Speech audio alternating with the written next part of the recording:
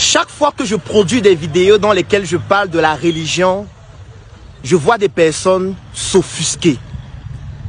Je vois en commentaire des personnes se fâcher, des personnes m'insulter, des personnes me calomnier en disant « ce gars c'est un démon, ce gars c'est un diable, c'est la manifestation de Mammon sur terre ».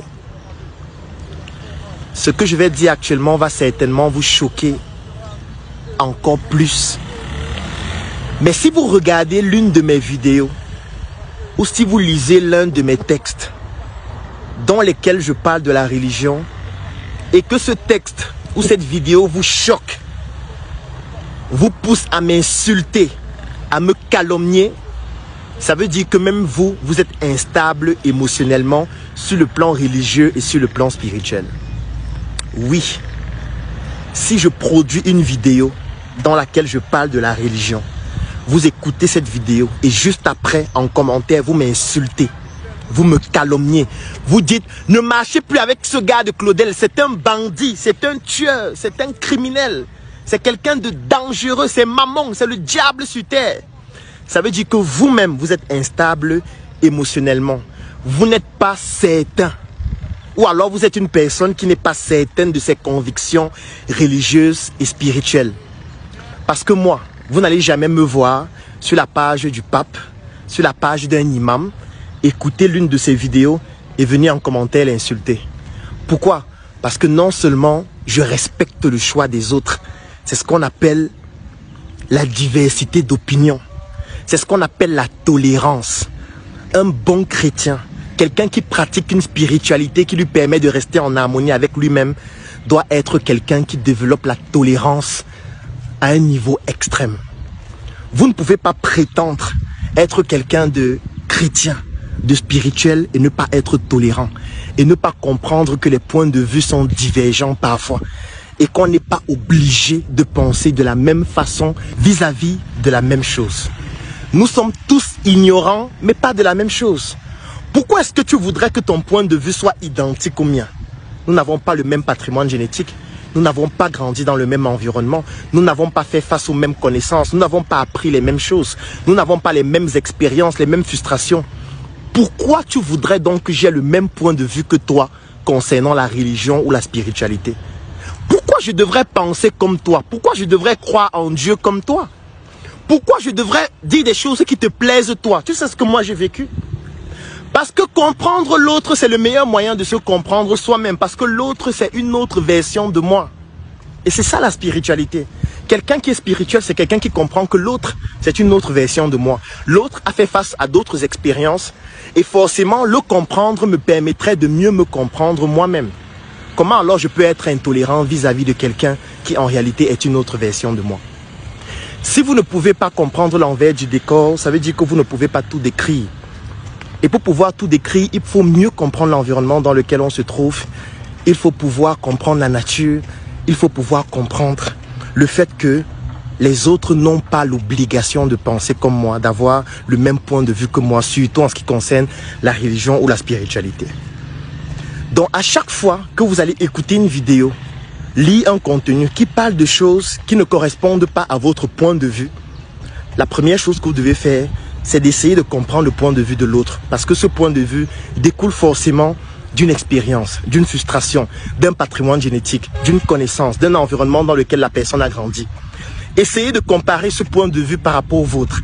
Essayez de voir ce que ce point de vue peut vous apporter afin de vous améliorer. Et si vous vous rendez compte que ça ne vous apporte rien et que ça ne correspond pas à vos valeurs, vous pouvez tout simplement ignorer ou alors vous pouvez tout simplement partager votre point de vue sans avoir besoin d'insulter, sans avoir besoin de calomnier, sans avoir besoin de faire des invectives.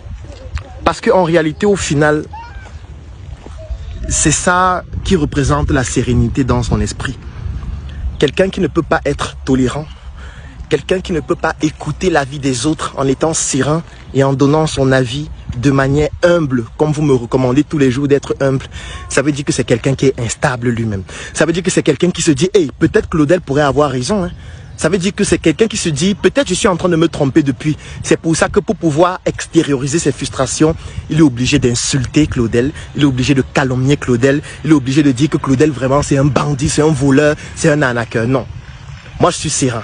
Moi je discute régulièrement avec des prêtres, avec des imams, avec des personnes qui pratiquent diverses sortes de religions ou de spiritualité. On discute, on échange, j'apprends de ces personnes parce que nous sommes tous ignorants, mais pas de la même chose. Ces personnes apprennent aussi de moi et chacun en sort plus intelligent et plus grandi.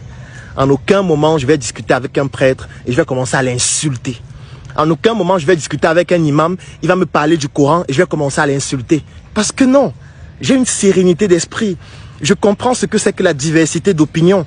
Je sais ce que c'est que la tranquillité dans la compréhension du monde qu'on a.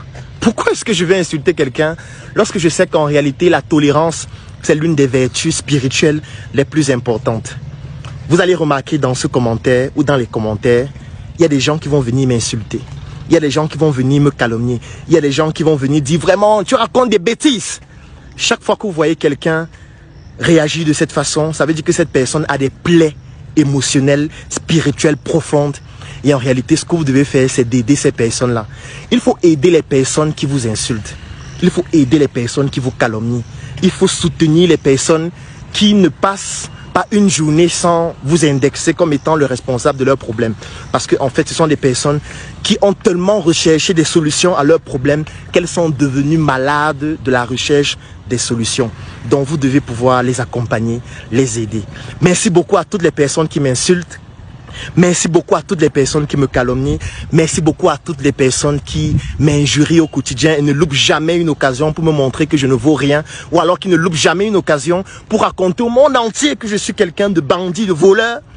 Parce qu'en fait, vous êtes en train de dévoiler au monde entier que vous êtes instable émotionnellement, que vous êtes instable sur le plan psychologique, sur le plan spirituel. Et je recommande à toutes les personnes vers qui vous vous retournez pour m'insulter, de vous aider. Ceux qui sont chrétiens, de prier pour vous. Et surtout, moi, sachez que je vous aime, qu'importe qui vous êtes, qu'importe la manière dont vous vous comportez vis-à-vis de moi, parce que je sais que vous êtes une autre version de moi. Donc mieux vous comprendre me permet de mieux me comprendre, et mieux je me comprends, et mieux je me comprends, et mieux je suis stable avec moi-même. Et je reste en harmonie avec mon environnement, comme cet environnement de Tchang qui est tout simplement paradisiaque. À très bientôt pour une nouvelle chronique.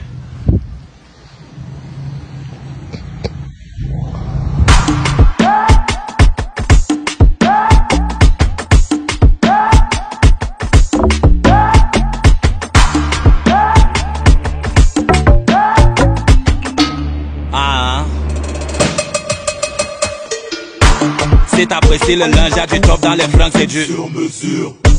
Qualité dans le vêtement, évidemment c'est du sur mesure. Ça épouse le corps à la perfection. Quand tu vends ton regard, tu te demandes si c'est Papa God qui a pris les mesures. Normal c'est du sur mesure. Le parfum n'a pas l'effet qu'une bonne odeur. C'est grâce à lui qu'on dégage cette vigueur. La chaussure accompagne la carrure des vraies carrières. Normal c'est la marque des leaders. Élégance, prestance, accessoires jusqu'au sac on est chic. Ça les choque, le choix d'un vrai vêtement est fait sur mesure. Distinction, différenciation, élégance, prestance, aisance, délicatesse, artistisme, c'est du sur mesure.